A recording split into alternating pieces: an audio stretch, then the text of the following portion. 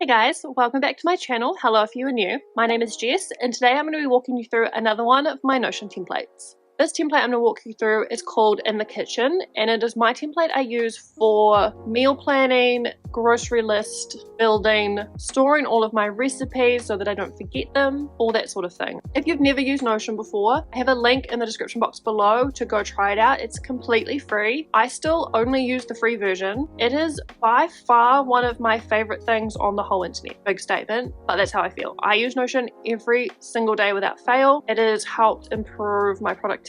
It keeps me on track with projects. It helps me keep track of my recipes and my grocery lists and my workout plans, etc. So that was a bit of a long intro this time. If you're still here, thank you so much, and we will get straight into the template walkthrough. So this is my In the Kitchen Notion template that I've created specifically to plan out your week's meals, track the calories, protein, carbs, and fats within those meals, and produce you a shopping list so that during each week you can easily shop for what you need based on what's in your pantry and what's not. So I'll walk you through how all of that works. It's all pretty much contained in one page, which makes it super easy. I tried to keep it as minimal as possible because my original meal planning template that I created, I felt was just a little bit too hectic and it had a little bit too much going on. So I really wanted to simplify it down to the bare bones, but make it still practical and useful for you. We start out with this week, obviously, is the top view. So under each day, I tend to go into the full list view if I'm going to edit anything because I just find that easier. This is more the aesthetic view to look at. So if we switch to full list, here you can see it all laid out just in a slightly different way. And here is where I would go in and just unassign or reassign things based off what I plan to eat each day. Roughly, it doesn't have to be exact. It depends on how in detail you want to be. As you can see, I'm kind of a creature of habit. I tend to have very similar things, which makes it easy, but obviously that wouldn't work for everyone. So if we wanted to change things out and just pop some new things in here, you can assign anything to any of these fields. It doesn't matter what they're allocated to. There we go. We've got a few different things on. Oh, we need to make sure we remove things as well. Some days there might be snacks, there might not. If you leave a field empty also, that is no problem. There we go. So I've popped in all the meals I wanted. Also, if I was going to do a new week, so I update this weekly. It's sort of my like Sunday routine evening job. I would just go in here and then just add it to the next weekly lot of days. This is a lot easier to do in this stage, in this view, than it is in the this week view. But we can pop back to that view now, and you can see these have all pulled in, and these calories and protein and carbs, etc. are all calculating based off the recipes you've added for that day. So if we scroll down, this is where all the meals are stored. You can see I've left some instructions on what each field is and how to use it, just so that there's a bit more guidance also, in case you're not a video person, you're more of a reading person. So I've left a bunch of recipes in here so you can see how they work. If we just pop into one, you can favorite it if you want to pin it, and then it will show up in this view over here. So there's pin, or you can archive if you want to basically hide it from all these views, but you don't want to delete it. Like, you still might want to go back to it later. You can archive it and it will disappear. I've made a status view based on, I tend to add recipes in, but I don't fully complete them. So I might add it in, but not add the calories or not add the ingredients, etc. So I'll leave it to be processed. If it's partway through, I'll move it to active. Obviously, complete means it's done and there's nothing else to add to it. I like to change the course because then you can create new views where you can have like breakfast, lunch, dinner, and you can just view those items if you choose to. Side dishes, snacks, etc. You can add anything to these if you want, if these ones don't suit you. And then I've also added the type because at a glance, I just kind of like to know what I'm going to need to create that recipes. This one, for example, you need a NutriBullet or a blender. We have a NutriBullet, that's why I labeled it that way. And stuff will be in the fridge. Some of these will just have oven, air fryer, etc. It's handy if you want to try and not use too many things in one day. So for example, if you just want to use the stovetop, it's kind of another handy way to sort of filter these things down. And then here I have entered in the calories, protein, carbs, and fats. The way that I personally do this is I use MyFitnessPal. So when I've added it into MyFitnessPal as a meal, I've pulled that data into here so that then I don't have to keep tracking this all the time. I can just do it in here and see it without having to manually track my food every day. So I know that might be a pain for some people. You don't have to do these fields if you don't want to. If you don't care about that information, just delete them. but that's how I do it. Quite a few recipes you find online will list these for you as well. So if you're finding like Pinterest recipes or TikTok recipes, they should have that, some of them will have that data included, so you can just pull it in from there. I've left a URL in here, so if you did find it from a source like Pinterest, TikTok, you can add that in here so you can go back and find it again. And then if we open up all the other properties, there is a few things in here that you kind of just don't want to touch because they are filters and formulas that I've created. So for example, the calories report is a formula that's showing that word, those words, total calories, when you view it. Whereas normally it would just show up as a number. So that the total calories is calculated here. So yeah, if I've hidden the properties, you tend to just don't need to mess with them, and they're sort of working in the background to make everything work as it should. And then further down, I've created, this will automatically pull in when you make a new recipe to add in the quantity of items, so you can just list them out so that you know when you're making it what you need, and then some rough instructions. This is the easiest way I found to use it because I tend to make things from my phone. This was a really easy way to just view it on my phone, at a glance, on the go type dealio. So as I mentioned before, you can view these by breakfast, lunch, or dinner, which is also handy if you're trying to populate your week and you're just trying to work out dinners. You could just view those if you find that more useful in terms of just visual layout. If we scroll further down, this is where, one thing I didn't show you, we pop back into the chia pudding.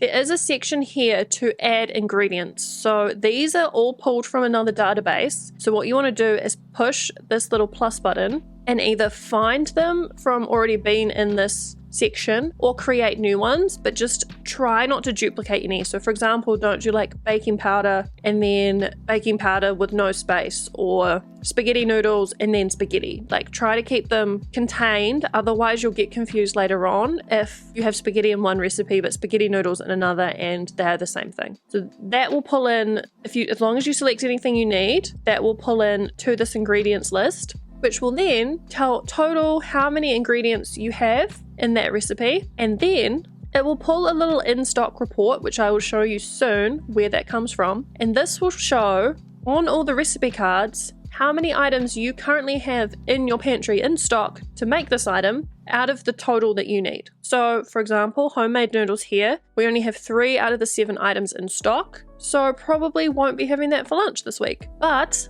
things like cooked breakfast, we have all 5 items in stock. So if we wanted to have breakfast for lunch, we totally could. And where this comes from is just further down here. These are all also auto-populated based off my filtering system, but there's a shopping list, a pantry, and then like just some additional like necessities, weekly lists, etc. So the pantry is pulling all the ingredients listed only in recipes in this week that you currently have in stock in your pantry based off this little checkbox. So when you're going to do your groceries for the week, you'll just quickly scroll down this list and say, oh, actually, we don't have milk, or actually, we don't have broccoli, and uncheck it. And what this does is this populates your shopping list on this side, letting you know everything you need to buy just for this week's grocery list items. And that is my favorite thing about this template, because this makes it so much easier. You're not having to go through a full giant list of things.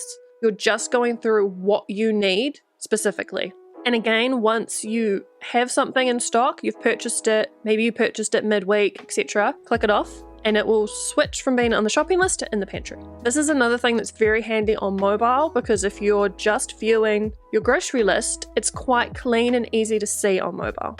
And as I mentioned here, there's a weekly list, so you can categorize ingredients based on things that you want every week, regardless of if it's in a recipe or not. Which for me is things like milk. Like, milk's not really going to be in a recipe necessarily, but we always want milk in the house. So that's a weekly item that's always going to be there. And it will show here if it's no longer in your pantry. If it is in the pantry, it will disappear, letting you know you don't need it. So again, if you click it, it'll disappear and it'll pop back up in your pantry items. I have a necessities list as well, which is kind of those other little things that need to be in the pantry at all times. And then I've also made a cleaning list, which is items that you just need to purchase for cleaning, because again, they're not going to be in a recipe. And where all of this data lives is, if we just scroll further down, there is an ingredients database down here that you can click into if you need to. and this is where everything is stored and where all the data is. So this is where I categorize what it's for. So for example, where it's stored in my house, fridge, pantry, and then down the side is sort of the frequency of when you need to buy it, which is those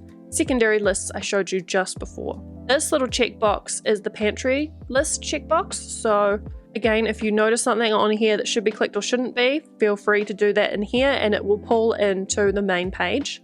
Everything is linked together. This is quite an extensive list, I would say. I've put in nearly everything I ever use. There's obviously going to be some things that are missing, but this is the bulk of them, I would say. And then you can see here which recipes these items are associated with if you wish to. So for example, if you open potato, you can see all the data here that it is within these two recipes. And currently this week, it's going to be for Monday's dinner and Tuesday's lunch. So that's another handy little thing in case you want to check up on something. You can just open it up and see what an item is for or what recipes it's included in, which I think is super helpful. But that is the basics of how to use this template. Like I said, it's quite minimal and it's quite simple, but there's a lot going on in the background to make it really easy for you and to make it work for you. I've been using this ever since I built it because this is contained also within my second brain template. So if you're interested in my second brain, I can link that down below. This template is included within it, so it's exactly the same as what I've walked you through. And ever since I've built that, I use it every day. I have been pulling it into my main daily routine of checking in on this and making sure everything is where I want it to be and just sort of keeping an eye on what I'm consuming throughout the day. Another just aesthetic thing is these banners. You can obviously change or hide these if you wish to. I just popped in some that aesthetically work well together color-wise. Feel free to add whatever you want for these days. So that was it. I hope you enjoyed that template walkthrough and I hope you found it helpful. If there's any of my other templates you want me to walk through, please comment down below and I would love to do those for you. I now have a little bit of a backlog of these and I'm having a lot of fun making them, so let me know. If you like this video, please give it a thumbs up. It supports my channel so much. We are halfway to being monetized now in terms of watch time, which is insane and I can't thank you guys enough, and hopefully we can get there soon. Thanks so much for watching, guys, and I'll see you in the next one. Bye guys.